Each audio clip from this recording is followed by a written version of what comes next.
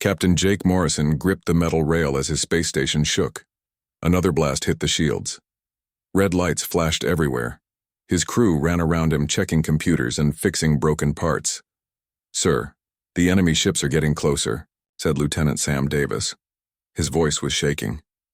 "They have more ships than we can count." Jake looked at the big screen. Thousands of alien ships filled the space around Earth. They looked like giant crystals that sparkled in the dark.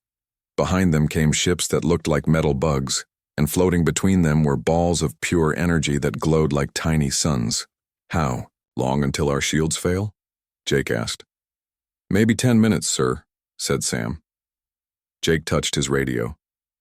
"This is Captain Morrison to all defense stations. We hold the line. We do not run. We do not give up."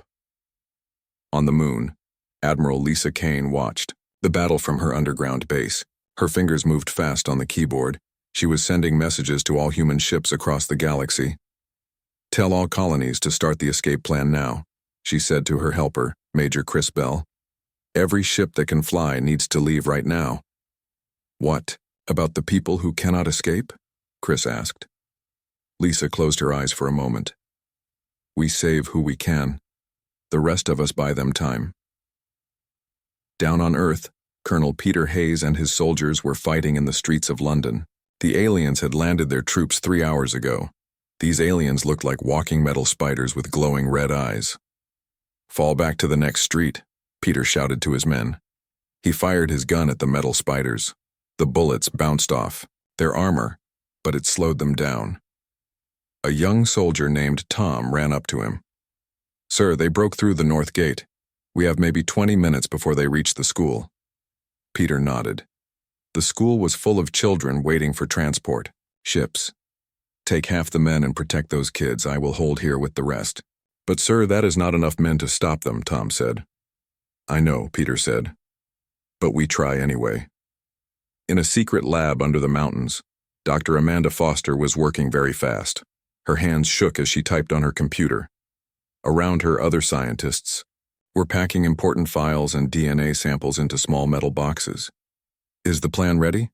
asked her assistant, Dr. Mike Johnson. "Yes," Amanda said. "Every human ship will get different star maps. They will all go to different places in the galaxy. The aliens cannot catch all of us if we spread out like seeds in the wind." "But we will lose contact with each other," Mikey said. "Better to be alive and lost than dead and together," Amanda replied. Back on the space station, Jake watched as one of Earth's other defense platforms exploded. The light was so bright it hurt his eyes. "Sir, Admiral Kane is calling," Sam said. Jake pressed a button. Lisa's face appeared on his screen. Behind her, he could see people running and alarms flashing. "Jake, you need to fall back now," Lisa said. "Your station is the last one left." "Not yet," Jake said. "The transport ships from Africa are still loading people. Those ships need to leave now, or they will all die," Lisa said. Jake looked at his crew. They were all young. Most of them had families on Earth. They looked scared but ready to fight. "How many people are still on those ships?" Jake asked. "About 50,000, Lisa said. Jake thought about his own daughter. She was on one of those ships. "Give us 5 more minutes." The alien ships were very close now. Jake could see the faces of the crystal beings inside their ships. They had no eyes, just holes where eyes should be. Their mouths were full of sharp teeth. "All weapons, fire everything we have," Jake ordered. His station's guns shot beams of energy at the alien ships. They hit several ships and made them explode, but more ships kept coming. "Transport ships are away," Sam reported. "All 50 ships have jumped to light speed." Jake smiled. "Good. Now we can die happy." But the station did not die. Instead, every human ship left on Earth began to move. They were not running away. They were flying straight at the alien ships. "This is Admiral Kane to all human forces." Lisa's voice came over the radio. "Today we do not surrender. Today we choose how our story ends. Earth remembers her children, and her children will remember Earth." Jake watched as thousands of human ships crashed into the alien fleet. Each ship took several enemy ships with it. The explosions lit up space like fireworks. Dr. Amanda Foster's voice came over all radio channels. This is Dr. Foster to all human colonies. The escape plan is now active. You all have your star maps. Go far. Go fast. Survive. Build new homes. Have children. Tell them about Earth. And remember this day. She paused, then continued. The aliens think they have won by scattering us. They think they have made us weak. They are wrong. They have made us impossible to kill. We are no longer just the people of Earth. We are now the people of every star we touch. Jake felt his station shake one more time. This time, the shaking did not stop. The lights went out. In the darkness, he could hear Sam crying. Sam, Jake said quietly. Yes, sir? Tell me about your hometown. It was a small place by a lake. My mom made the best apple pie. That sounds nice, Jake said. The aliens will never understand what they destroyed, but our people will rebuild it all. Somewhere out there, someone will make apple pie again. The last thing Jake saw was Earth, blue and beautiful, getting smaller as his broken station fell toward it. But he was smiling, because he knew that Earth was no longer humanity's only home. Now every star in the galaxy could be home. 38 years had passed since Earth died. The galaxy had grown quiet and peaceful, or so the aliens thought. Ambassador Zithka stood in the great hall of the Galactic Council. His crystal body sparkled under the bright lights. Around him sat representatives from dozens of alien races. They all looked happy and relaxed. The human problem is solved, Zithka announced. His voice sounded like breaking glass. Our ships have checked every system. We found no trace of them. They are all dead or hiding in holes somewhere far away. The other aliens nodded and made happy sounds. Trade was good. Wars were few. The galaxy belonged to them now. But far away in a hidden place called New Haven, Commander Alex Stone was not dead. He sat in his small office, reading reports from across the galaxy. His hair was gray now, and his face had many lines. 38 years of hiding and building had made him look older than his years. His daughter Maya walked into the room. She was young and strong, with her father's sharp eyes. Dad, I just got back from the outer rim. You need to see this. Maya put a small device on the table. It showed a map of space with red dots marking different locations. What am I looking at? Alex asked. Reports of strange things happening. Ships disappearing. Whole mining stations. Going quiet. The aliens are starting to get scared. Alex smiled for the first time in weeks. Good. Are our people responsible? Some of it, but not all.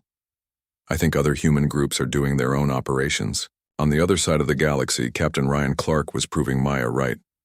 His ship, the Silent Thunder, hung in empty space between two stars. It was painted black and covered with special metal that made it invisible to alien sensors.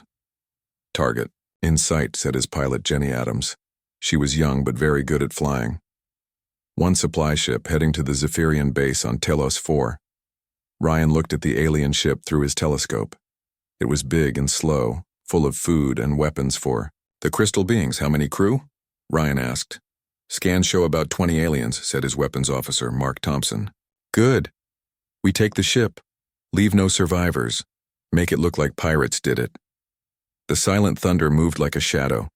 It got close to the alien ship without being seen. Then Ryan's crew used special tools to cut through the hull. They moved, fast and quiet like ghosts. The aliens never knew what hit them. An hour later, the supply ship was empty. Ryan's people took everything useful and then made the ship explode. To anyone watching, it would look like the engine had a problem. Another successful hunt, Jenny said as they flew away. How many is that this month? Ryan asked. 15 supply. Ships, 3 patrol boats, and 1 small base, Mark answered. Ryan nodded.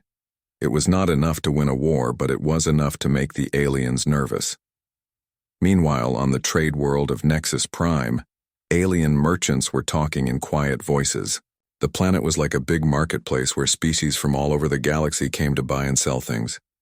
Frex 9, a bug-like Korthax trader, was drinking with his friend Glowspark, who was made of living energy. "I tell you, something is wrong," Rex9 said. His voice buzzed like an insect. "3 of my cargo ships never made it to their destinations." "Pirates," Glowspark replied. His light flickered nervously. "There are always pirates." "No, this is different. My ships had good weapons and strong crews.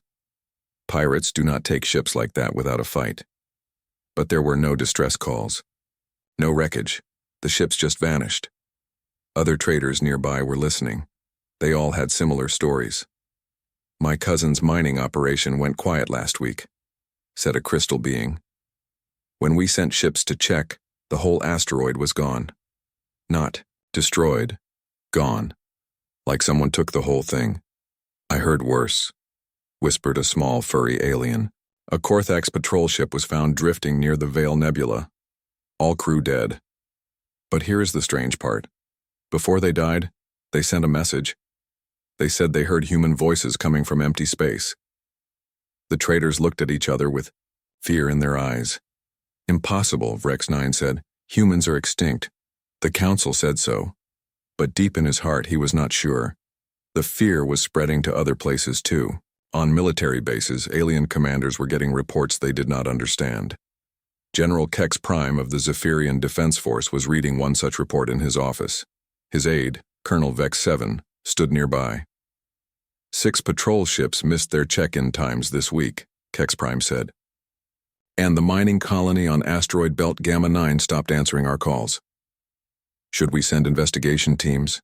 Vex 7 asked. "We already did. They found the patrol ships floating dead in space. No damage to the hulls. No signs of battle. The crews were just gone. And the mining colony? Empty. All the miners and their families vanished. But all their belongings were still there. Food still warm on the tables." Vex 7's crystal body dimmed with worry.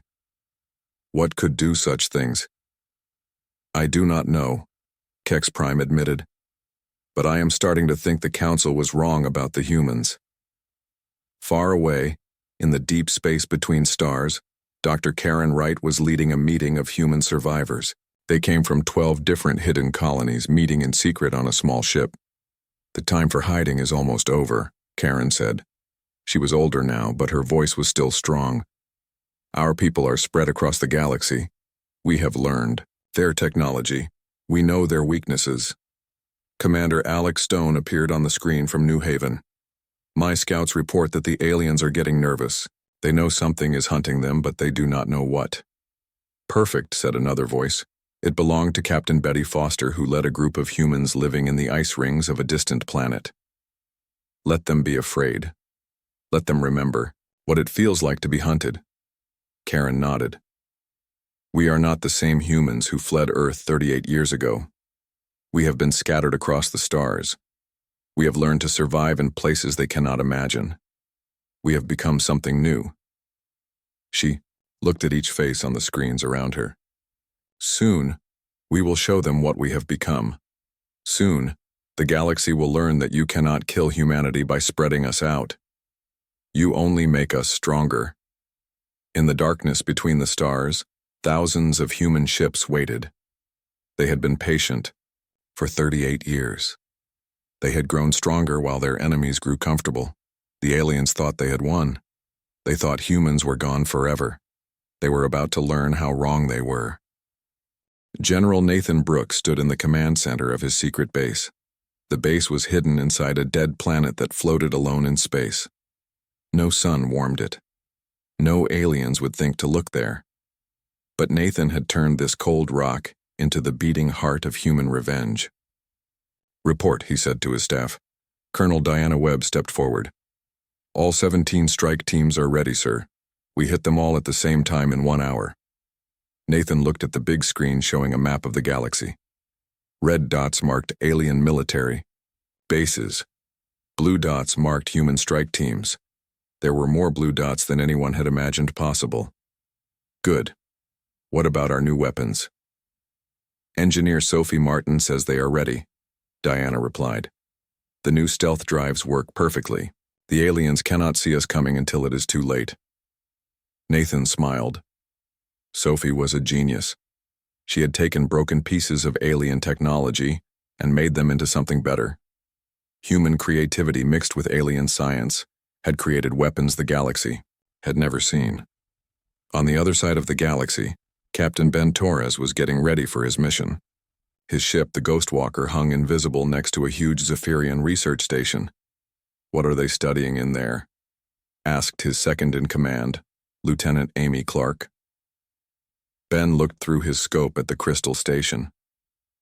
"According to our spy, they are trying to find ways to track down the last humans. They want to finish what they started." "Too bad for them we found them first," Amy said. Ben pressed a button on his chair. "All teams, this is Ghost Leader. We go in 60 seconds. Remember, we want their computer files, but we also want to send a message." His ship moved toward the station like a shadow. The alien sensors saw nothing. The guards suspected nothing. The Zephyrians inside were working quietly, thinking they were safe. They were very wrong. Ben's team cut through the station's hull in 3 places at once. They moved fast through the metal corridors. The crystal beings they met were surprised to see humans. Most were too shocked to fight back. "Get to the main computer," Ben ordered. "Amy, you handle the research files. I will deal with the station commander." Ben found Commander Zex Alpha in his office. The crystal being was tall and proud with sharp edges that glowed blue. When he saw Ben, his glow turned red with anger. "Impossible," Zex Alpha said in his glass-breaking voice. "Humans are extinct." "Do I look extinct to you?" Ben asked. He pointed his weapon at the alien's chest. "You are just a few survivors hiding in the dark," Zex Alpha said. "The Council destroyed your species." Ben laughed. "Is that what you tell yourselves? Let me show you something." He turned on a small device. It showed pictures from across the galaxy. Alien ships exploding, military bases burning, supply convoys disappearing. "This is all happening right now," Ben said. 17 different attacks, all planned by humans, all happening at the same time. Zex Alpha's glow dimmed with fear. "That is impossible. We would have detected your ships." "Would you?" Ben asked. "Sophie Martin, remember that name? She is the human who made us invisible to your eyes. She took your own technology and made it better." Ben leaned closer to the alien commander. "You scattered us across the galaxy thinking it would make us weak. Instead, you gave us the perfect hiding places. You taught us to be patient. You taught us to hate." Amy's voice came over the radio. "Ben, I have the files. You need to see this." Ben kept his weapon pointed at Zex Alpha as he looked at Amy's discovery. His face grew dark with anger. "What is it?" Amy asked. "They have a list," Ben said. "Every human colony they think might still exist. They were planning to hunt us down one by one." "Were?" Zex Alpha asked. "Were," Ben confirmed. "Because after today, you will not have time to hunt anyone. You will be too busy running from us." Ben spoke into his radio. "All teams, mission complete. Time to go home." As his team left the station, Ben set off a small bomb. It did not destroy the station, but it left a message burned into the metal wall. "We remember Earth." Across the galaxy, similar attacks were happening. Human teams struck alien bases, stole their secrets, and left messages behind. The coordination was perfect. The aliens had no time to warn each other. Dr. Karen Wright watched the reports come in from her command ship hidden in an asteroid field. Each success made her smile bigger. "All 17 missions successful," reported her aide, Captain Paul Martinez. "No human casualties. Alien losses are heavy." "What about their reaction?" Karen asked. "Panic," Paul said. "Their military commanders are calling emergency meetings. Some alien worlds are asking for extra protection." Karen stood up and walked to the big window. Outside, she could see dozens of human ships hidden among the asteroids. Each ship was filled with people who had grown up as refugees. Now they were warriors. "Open a channel to all human forces," she ordered. When the channel was ready, Karen began to speak. Her words went out to every human ship and colony across the galaxy. "My fellow humans, today marks the beginning of the end. For 41 years, we have hidden in the darkness. We have built our strength while our enemies grew lazy and proud. She paused, thinking of Earth and all the people who had died. The aliens thought they could scatter us like leaves in the wind. They thought distance would make us forget our anger. They were wrong. Distance gave us room to grow. Separation made us impossible to destroy. Her voice grew stronger. We are no longer the humans who fled Earth. We are something new. We are the children of every star we have touched. We carry Earth in our hearts, but we are not bound to any single world. On alien worlds across the galaxy, military leaders were having emergency meetings. They were finally starting to understand the truth. "How many human ships do we estimate?" asked General Kex Prime. "Unknown," his aide replied. "They appear and disappear like ghosts. Our sensors cannot track them." "What about their numbers?" "Also, unknown. They could be anywhere. They could be everywhere." Kex Prime felt something he had not felt in decades. Fear. Karen Wright's broadcast continued across the galaxy. "To the alien species who destroyed our world, you created us, you scattered us, you taught us that mercy is weakness. Now you will learn what you have made." She looked directly into the camera. "We are no longer asking for peace. We are no longer begging for our lives. This time we are taking what is ours. This time the galaxy will learn why you should never corner a human." The message ended, but its meaning was clear. The Shadow War was over. The real war was about to begin. And this time humanity would not lose. Admiral Chris Parker stood on the bridge of his flagship, the Vengeance. Around him, thousands of human ships filled the space near the Zephyrian homeworld. These were not the small, hidden ships from before. These were warships built in secret, over many years. "All fleets report ready," said Captain Lucy Stone, his second-in-command. "We have them surrounded."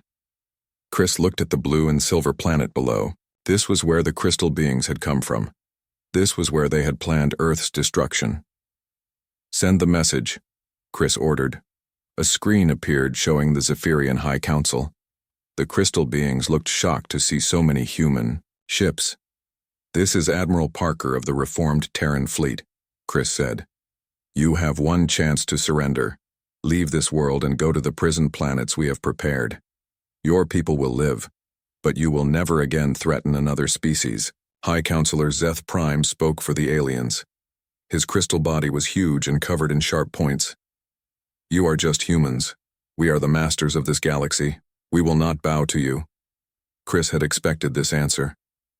"Then you will die like the cowards you are." The battle began immediately. Human ships moved like dancers in space. Their new weapons cut through alien shields like they were made of paper. The Zephyrian fleet was large, but they had grown lazy during 40 years of peace. Major Kevin Scott led his Marines to the planet's surface. His soldiers wore black armor that made them look like demons from space. They had trained for this day since they were children. "Remember," Kevin told his troops as their ships landed, "we are not here to destroy cities full of innocent people. We are here to break their military and their government. But anyone who fights us dies." The crystal beings had never seen humans fight like this. Kevin's Marines moved fast and hit hard. They used weapons that the aliens could not understand. Human creativity had turned simple tools into instruments of war. In the capital city, crystal buildings began to fall as human explosives brought them down. But these were not homes or schools. These were government buildings and military bases. On the other side of the galaxy, the Korthax Collective was facing their own nightmare. Captain Troy Adams commanded the attack on their hive worlds. The bug-like aliens had always believed their numbers made them strong. They learned they were wrong. "Target the Queen Chambers," Troy ordered. "Cut off the head, and the body dies." Human ships dove deep into the Korthax worlds. They ignored the smaller bug soldiers and went straight for the giant queens that controlled everything.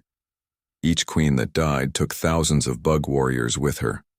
Queen Mind Vex 9 tried to negotiate. She sent a message to the human fleet. "We can make a deal," her buzzing voice said. "We will give you territory. We will pay you tribute. Just stop this attack." Ambassador Helen Gray answered for humanity.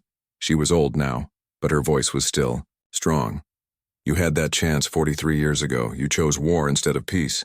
Now you get to see what war really looks like. Helen had been just a child when Earth died. She had grown up in the dark between stars, dreaming of this day. You think you can bargain with us? Helen continued. You think you can offer us scraps of what you stole? We are not here to make deals. We are here to take back our galaxy. The Queen's hive mind tried to coordinate a defense, but human jammers blocked their mental connections. For the first time in their history, the bug aliens had to fight as individuals. They did not know how. Meanwhile, the energy beings called the Veil tried to escape to their home dimension, but human scientists had learned to track them. Dr. Sophie Martin had created special weapons that could hurt pure energy. They are trying to phase out of normal space, reported Lieutenant Gary Wilson from his science ship. Not today, Sophie replied. She activated her new invention. Suddenly, the energy beings could not escape. They were trapped in normal space where human weapons could reach them.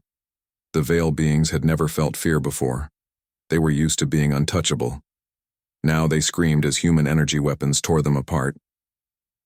Back on the Zephyrian homeworld, High Counselor Zeth Prime watched his people's defeat from his crystal tower. His own guards had run away. His fleets were destroyed. His world was burning. A human soldier walked into his chamber. It was Major Kevin Scott, covered in dust and smoke from the battle. It is over, Kevin said simply. You cannot do this, Zeth Prime said. We are a proud species. We have ruled this galaxy for thousands of years. And now you rule nothing, Kevin replied. Your military is broken. Your government is gone. Your people are defeated. The crystal. Being tried to stand tall, but he was shaking with fear. What will you do with us? You will go to the prison worlds, Kevin said. You will live, but you will never be free. You will remember this day for the rest of your lives. You will tell your children what happens when you try to destroy humanity. Kevin looked around the broken tower. You scattered us to make us weak. Instead, you made us strong. You taught us to survive anywhere. You gave us the whole galaxy as our new home. Across space, other human fleets were accepting the surrender of alien worlds. Some aliens fought to the end. Others gave up without firing a shot. All of them learned the same lesson. Dr. Karen Wright broadcast a message to every world in the galaxy. This is Dr. Karen Wright, speaking for all of humanity. The war is over. We have won. But we are not conquerors like you were. We will not destroy your worlds or kill your children. She paused, looking at the camera with tired eyes. You will live on the worlds we give you. You will be safe there, but you will never again threaten another species. You will never again decide who lives and who dies. Her voice grew harder.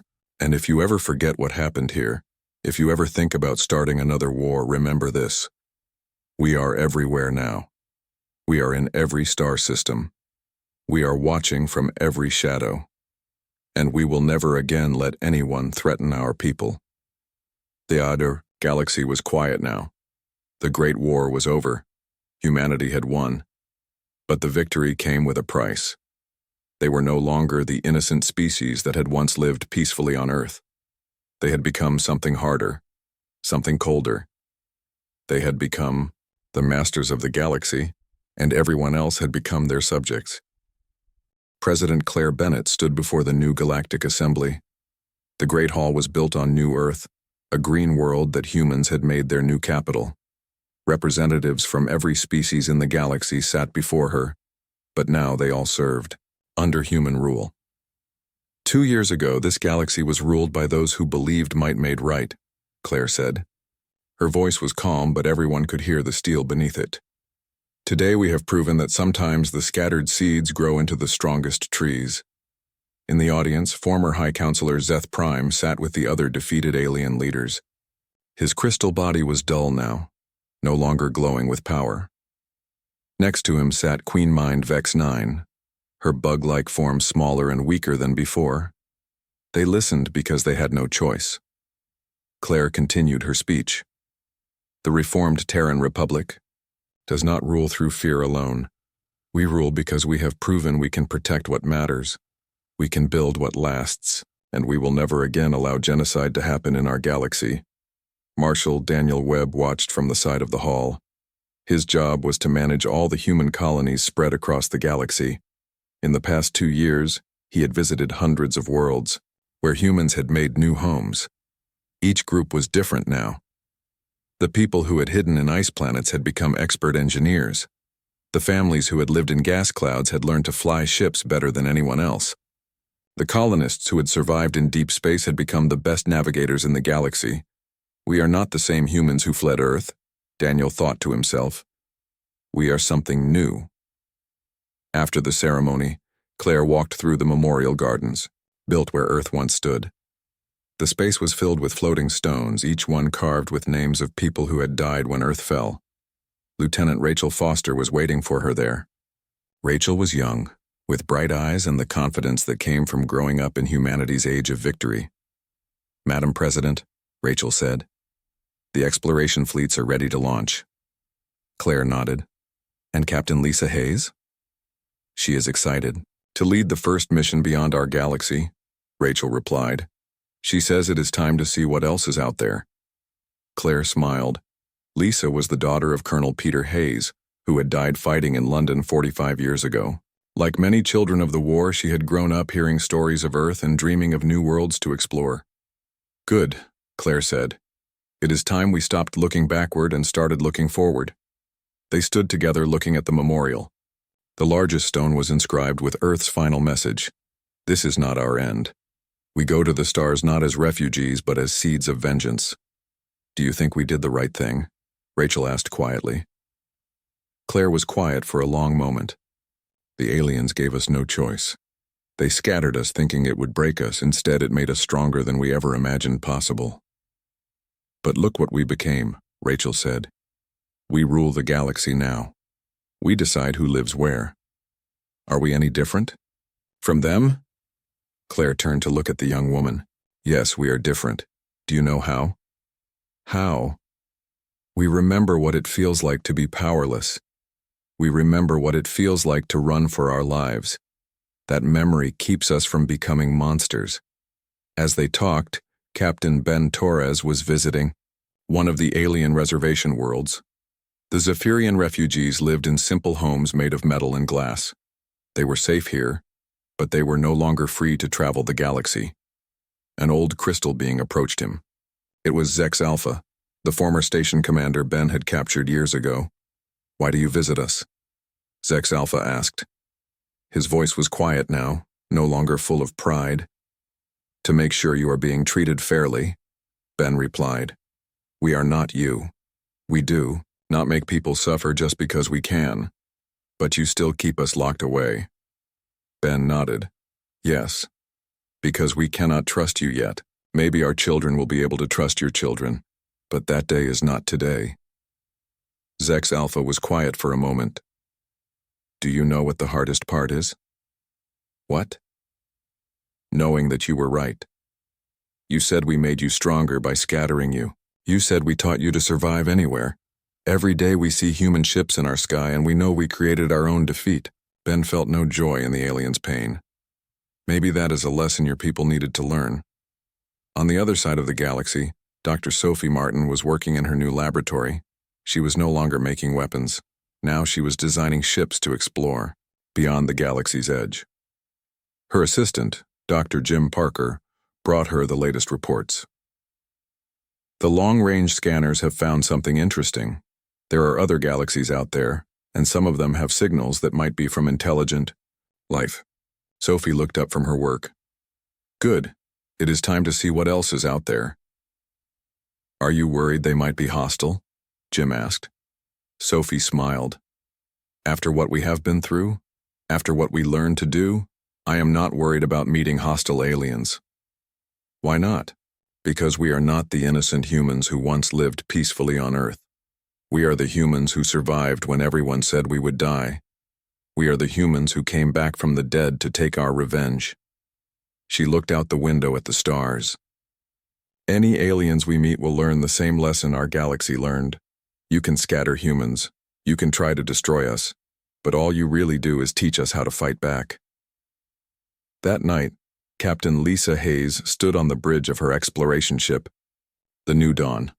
Tomorrow she would lead the first human mission beyond their home galaxy. Behind her, the galaxy that humanity now ruled sparkled with the lights of 1,000,000,000,000 worlds. "Ready for tomorrow?" asked her first officer, Commander Tony Adams. "Ready," Lisa said. "My grandfather died fighting to save humanity. My father died, protecting refugees. I get to be the one who leads us to new places." She looked at the star charts showing the way to other galaxies. Somewhere out there might be people like we used to be. People who think the universe is safe and fair. People who believe that being scattered makes you weak. "And if we find them?" Tony asked. Lisa smiled, but it was not a kind smile. "Then they will learn what we learned. They will discover what happens when you give humans room to grow. They will find out why you should never corner something that remembers how to fight back." In the darkness between galaxies, the New Dawn began its journey. Behind it, humanity's empire stretched across every star in their home galaxy. Ahead lay infinite possibilities. The war had been so savage that it scattered humanity to the stars. But that scattering had not destroyed them. It had transformed them into something the universe had never seen before. They were no longer the people of one world. They were the people of every star they touched. And now, they were ready to touch new stars and new galaxies. The universe was about to learn what humanity had become.